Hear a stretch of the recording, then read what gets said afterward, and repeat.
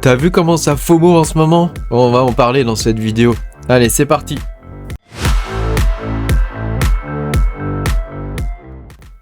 Bonjour les amis, je suis très content de vous retrouver aujourd'hui dans cette nouvelle vidéo où on va parler de ce qui se passe en ce moment. Ça FOMO sa mère, ça FOMO grave quoi.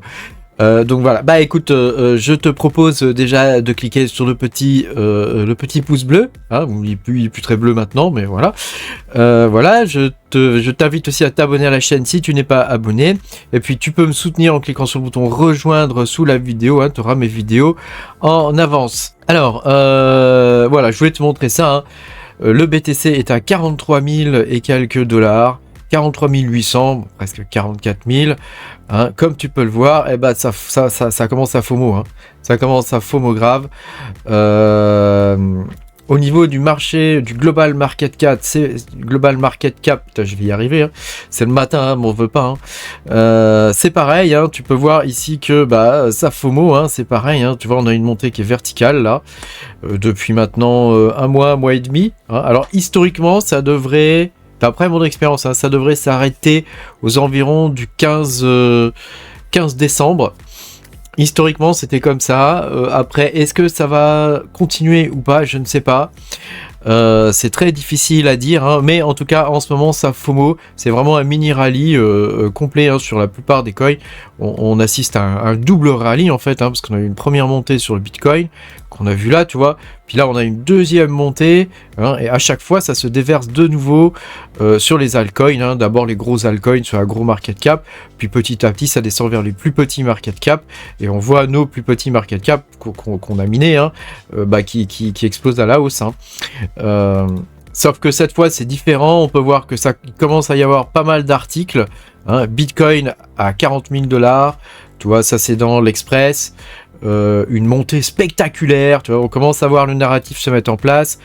Ici sur Capital, Bitcoin est-il encore le temps d'acheter la reine des cryptos après son bond de 150%? Imagine, tu vois, le truc qui fait bien FOMO, quoi. Genre le mec qui lit ça, tu vois, il connaît que dalle en crypto, il se dit, waouh, il a monté de 150%, il faut que j'en achète. Sinon, je vais pas profiter de ça. Tu vois, c'est exactement ça la logique et le piège, quelque part. Ici, l'or est à son plus haut historique. Le Bitcoin grimpe, tu vois. Donc là, il compare carrément le Bitcoin et l'or. Bon, moi, je suis assez d'accord là-dessus. Donc ça, c'était sur le revenu. Ici, les échos, le Bitcoin dépasse de nouveau les 40 000 dollars, tu vois. Ils mettent bien le de nouveau, c'est-à-dire, ça y est, ça recommence. Tu vois, tu sens bien le truc qui est en train d'arriver, quoi.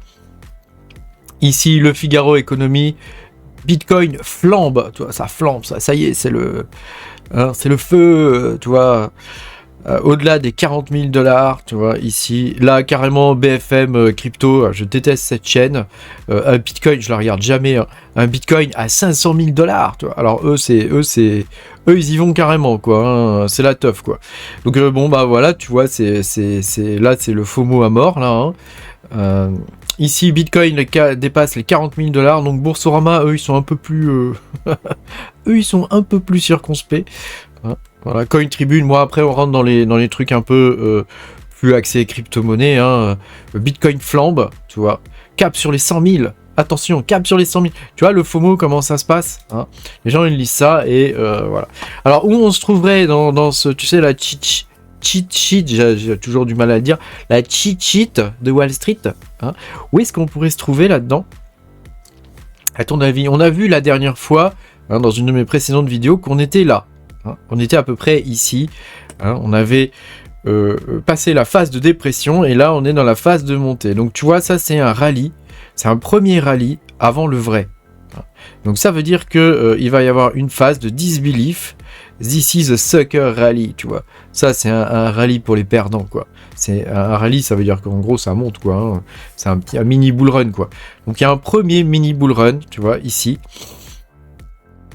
Où, effectivement, on voit tout qui se passe, là. Et là, on en a deux d'affilée, en vrai, là. Tu vois, donc c'est même pas un mini bull run, c'est deux mini bull run. Normalement, c'est censé... Attends, elle est où mon image? Elle est où ma belle image? Normalement, c'est censé baisser un peu et puis reprendre. baisser un peu et puis reprendre et reprendre vraiment, etc. Jusqu'à arriver en 2025 où il va y avoir la phase d'euphorie. Je voulais te montrer ça que m'a partagé PocBiz, que je fréquente sur d'autres Discord, tu vois, où l'image elle est magnifique et elle représente bien le truc. Donc tu vois, on a passé toute la phase de merde de bear market. Là, on est dans la phase de rallye. Hein. Donc, on rentre dans la... Tu vois, il y a 4 phases hein, ici. Hein. Il y a la stealth phase, c'est-à-dire la phase cachée. Donc, c'est la phase de smart money. T'as la phase awareness. Donc, les mecs sont un peu plus aware. Tu vois, ils sont là, ouais, qu'est-ce qui se passe et tout. Ensuite, t'as la phase maniaque. Hein. Donc, là, on est dans la phase maniaque. Hein, ça y est. Hein. Donc, là, tu vois, on est dans le début de la phase maniaque avec... tu vois, il y a un mini rallye ici, ça va baisser, et après tu as le vrai rallye hein, avec son double top. Hein. Et puis après, retour à la normale ou pas, on verra bien. Les marchés fonctionnent comme ça. Pourquoi Bitcoin serait différent, je ne sais pas. Mais en tout cas, pour l'instant, ça s'est toujours avéré fonctionner ce truc. Hein, à partir du moment où on arrive à se placer dans le bignou là, hein, dans le graphique, tu peux à peu près prévoir ce qui va se passer ensuite, hein, parce que ça fonctionne, hein, d'expérience ça fonctionne. Donc tu vois là, on est dans le mini rallye ici, donc il va y avoir une phase de baisse. Quand est-ce qu'elle va arriver? Je ne sais pas. Est-ce que c'est à partir du 15 décembre? Est-ce que c'est en janvier? Je ne sais pas, on ne peut pas le prévoir. Hein. Historiquement, c'est aux environs du 15 décembre que ça commence. Donc c'est pas brutal. Hein, mais ça va commencer à baisser quoi. On va avoir des bas toujours plus bas et des hauts toujours moins hauts. Fatalement. Hein. Voilà. Donc je voulais te partager ça. Et puis alors au niveau évidemment de tout ce qui est mining, hein, c'est un peu la teuf hein, avec le Carlsen qui te rapporte 10 $ par jour de profit, hein, donc avec un revenu de 13 $, presque 14. Hein, donc c'est quand même plutôt pas mal. Attention quand même, cela dit, sur le Carlsen. Hein, moi, je vous l'avais présenté en avant-première, mais la difficulté va augmenter. Hein, et puis, le Carlsen, en plus... Attends, je vais refaire calculer parce que... ça, ouais, tu vois, on est à 27 $ aujourd'hui, en fait. On est à 27 $. Non, parce qu'il a pump. Hein, on va y venir après hein, dans la vidéo, mais il a encore pump. Hein, donc, avec un revenu journalier, avec ma ferme hein, de 30 balles, hein, pour un revenu, un profit de 27 balles. Hein. Donc, moi, j'ai des problèmes électriques chez moi, donc je ne peux pas allumer mes rigs... à 7h du matin, ça saute. Et je sais pas s'ils font des délestages ou quoi. Enfin, bref, ça saoule quoi. Je suis obligé de tout redémarrer et tout ça. Ça me saoule. Je leur ai envoyé un mail incendiaire aujourd'hui. J'ai le différentiel de 30 mA qui saute. Alors moi, j'ai aucun appareil qui se lance à cette heure-là. J'ai pas de chauffe-eau, de trucs comme ça, tu vois. Donc je suis au gaz. Hein. Donc il n'y a rien qui se lance à cette heure-là. Donc il n'y a rien qui peut expliquer le fait que tous les jours, entre 7h et 7h15, paf, ça coupe. À part le fait que les voisins se réveillent. Hein, et que ça tire trop sur le réseau et que mon disjoncteur, enfin mon différentiel saute quoi.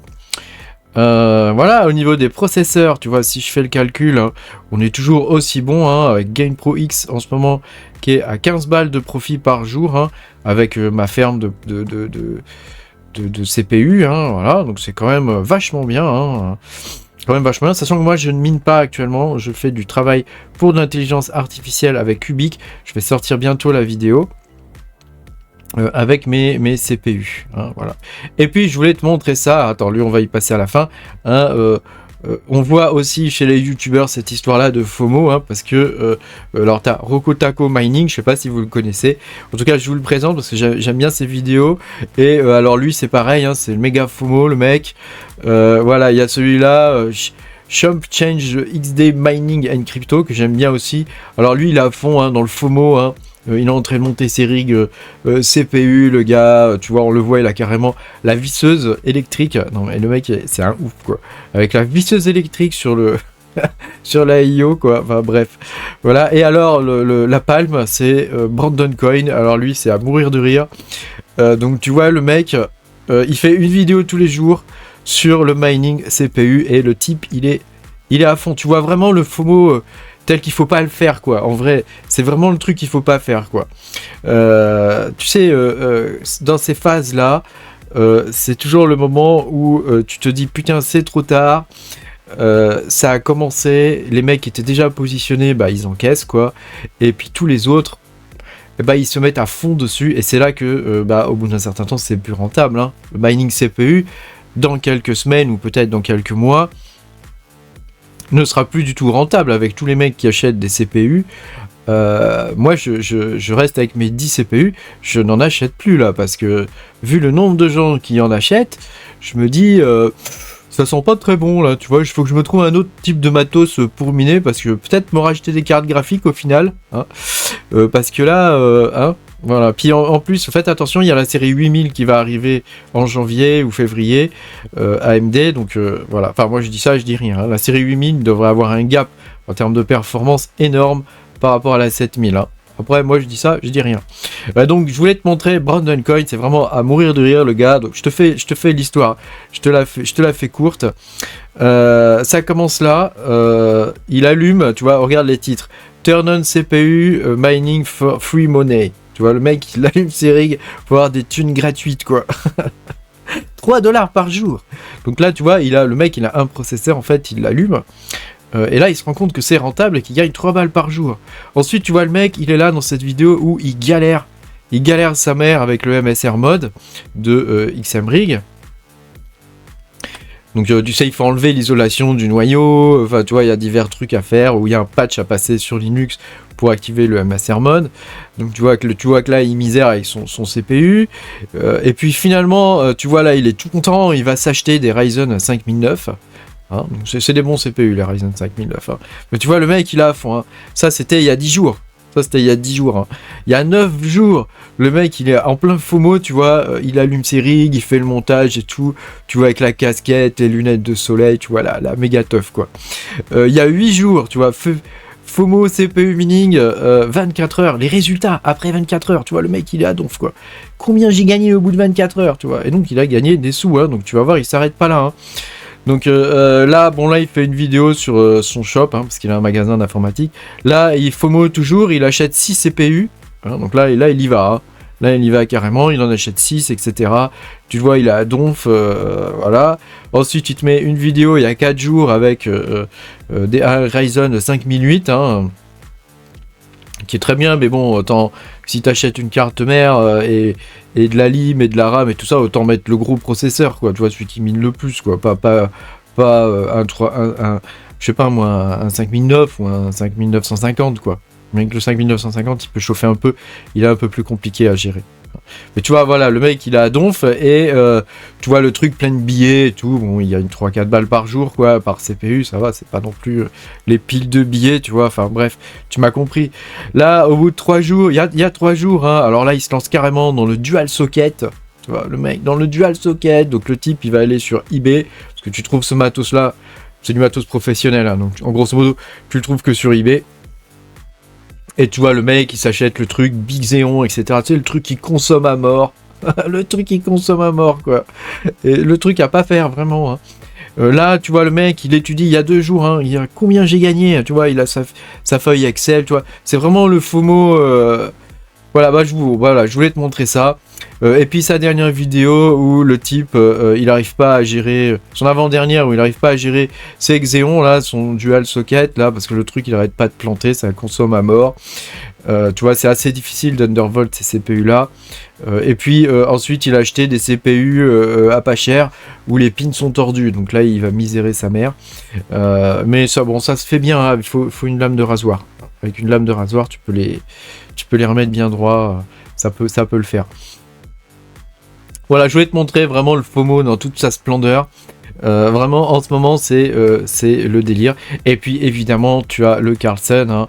Alors, il y en a qui se sont fait des couilles en or. Hein. C'est vraiment le cas de le dire, hein, avec le Carlsen. Hein. Parce qu'en quelques jours de minage, certains ont encaissé 40 000 $, 50 000 $, voire beaucoup plus. Hein. Donc moi, j'ai vendu une partie, mais j'aurais pu encaisser presque 100 000 $ si j'avais pas vendu au tout départ. Comme d'habitude, hein, donc bon, évidemment, j'ai pas encaissé 100 000 $, j'ai encaissé beaucoup moins, hein, mais voilà, moi, je vends toujours dans le creux, tu vois, ici, là.